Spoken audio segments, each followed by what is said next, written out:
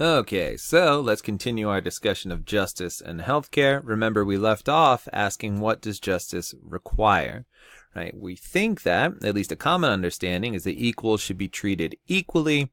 But as we noted, this doesn't have any clear content yet, and it could be interpreted in a number of different ways. So first, we're going to look at how the libertarian interprets the idea that equals should be treated equally.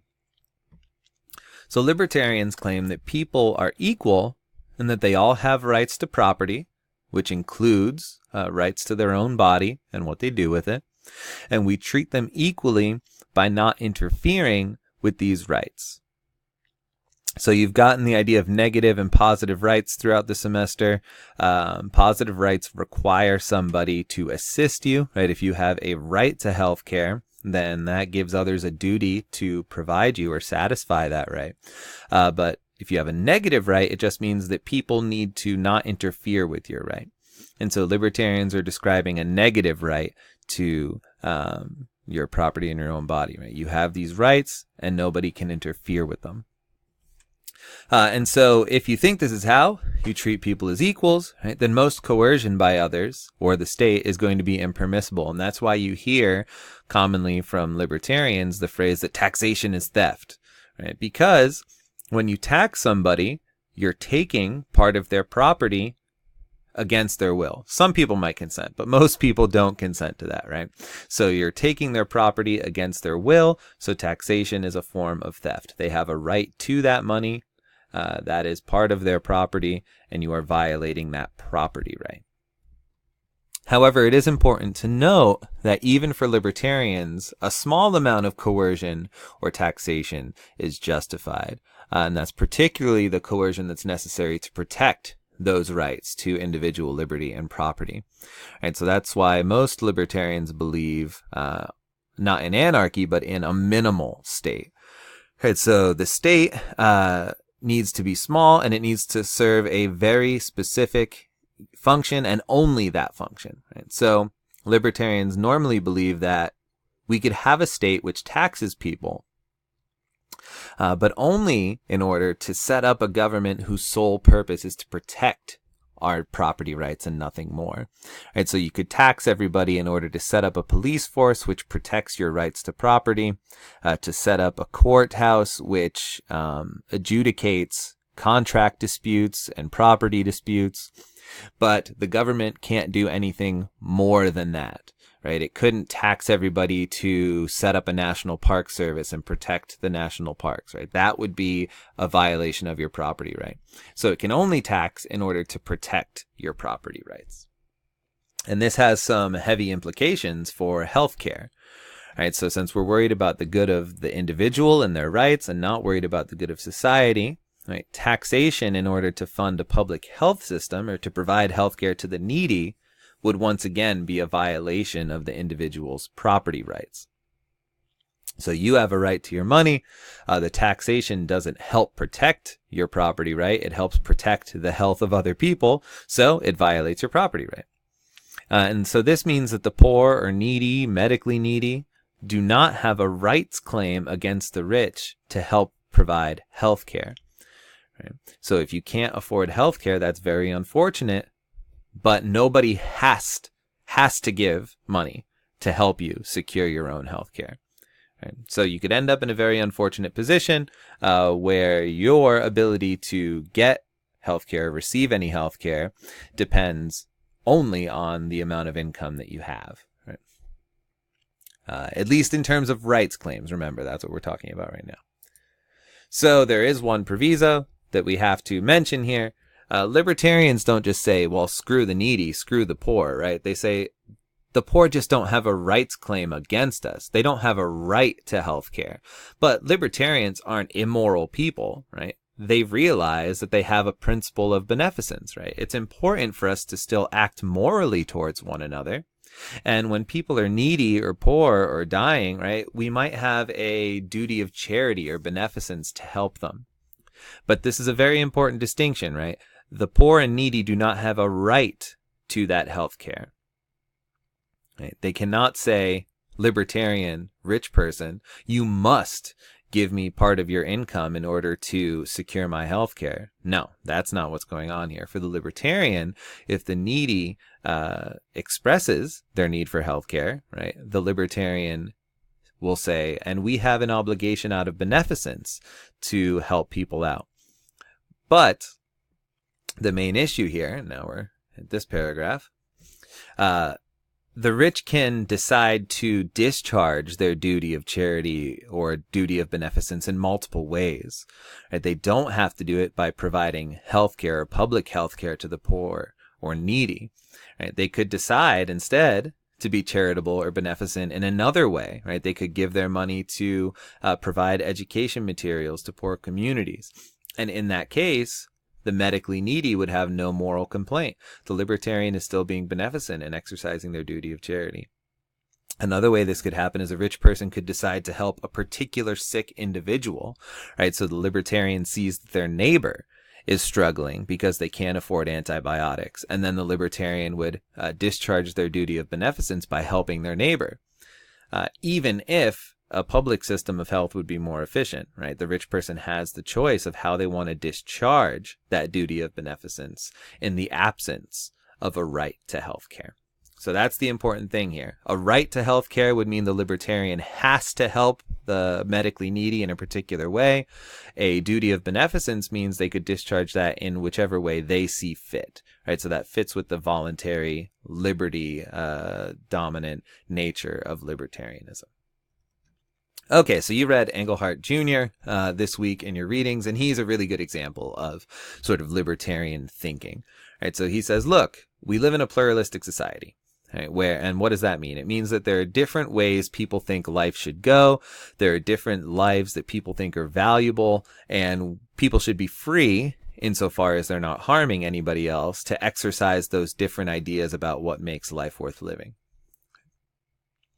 And so Engelhardt says this means we're not going to be able to guarantee anyone a basic minimum of health care because some people are going to be libertarians, and that would violate the liberty of the individual to do as they please with their resources. Right? So the libertarian sort of gets the trump card here, the veto on the basic minimum of health care, because they are one of the many views in a pluralistic society, and any system of taxation to provide for a decent minimum of health care would violate their liberty or their property rights to do as they want with their resources. So Engelhardt says, look, the only way we could really take those resources from the libertarian is if they consent to a system of taxation for healthcare, but clearly a large number of people will not consent. It doesn't have to be out of self-interest, as I marked here, but that's one important way, right? Out of self-interest, you would want to keep your resources and discharge them as you see fit instead of how the government tells you. So that's roughly what's going on here with the Engelhardt piece. So in a pluralistic society, the libertarian has this big trump card, right? Now, Buchanan, who you also read this week, notes that, look, Engelhardt's right about one thing.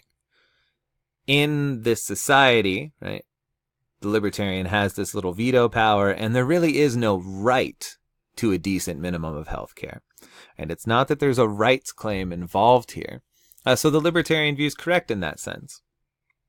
But that doesn't mean that we're not morally justified in using coercion or a system of taxation in order to fund a decent minimum of health care. And then Buchanan goes through a number of additional reasons. He says, look, it's not the right that requires us to tax in order to fund health care. There are a bunch of other moral considerations which all say, look, we have to provide health care to at least some people. And so here's just a few examples, right? He says one way could be that people have special rights to health care. So soldiers who are wounded in combat have a special claim on us for health care because they have sacrificed so much in order to secure health care for everybody else, right? Secure the conditions which make our lives possible. Excuse me. And so since they've sacrificed for society, they have a special rights claim on society to provide them with health care to cure their war wounds. Another could be that we have a moral duty to provide health care in order to prevent harm. So because we're in a society with all the advantages and disadvantages, because we're in a society, we're living in these large groups, and those come with issues. And so one way that we overcome harm to individuals is by providing some sanitization services. And that makes it safer to live in society. Right, by setting up sewer systems instead of just letting it pile up in the streets. Right, that's justified by the prevention of harm, even though it would require a system of taxation to make it work. And so it could be that healthcare is like that. Right, when we live in large groups, we up our chances of getting sick. Disease can spread much quicker than it would otherwise if we were by ourselves. And so healthcare is there to prevent harm to one another. And so that's why we have to tax each other in order to provide health care, because it helps prevent all of this harm. Finally, it could be a prudential reason.